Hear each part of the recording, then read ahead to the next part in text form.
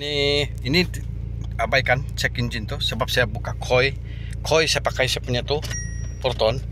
Oke, plug saya pakai yang macam tadi tuh, yang ikut asarnya. Oke, dia punya ini pakai Denso punya tuh hari itu spot plug.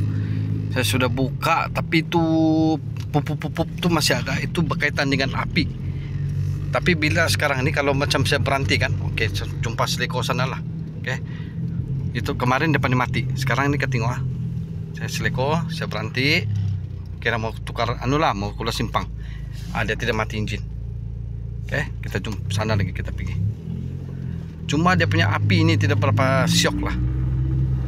Kemungkinan wiring dia juga nih api ini. Oke, contoh tuh ada simpang Oke, kita berhenti lah. Macam kemarin saya berhenti, dia mati.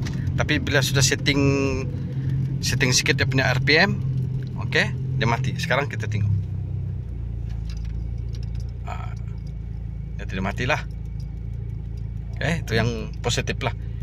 Oke, kadang-kadang kita boleh dengar tuh dia punya panai pup.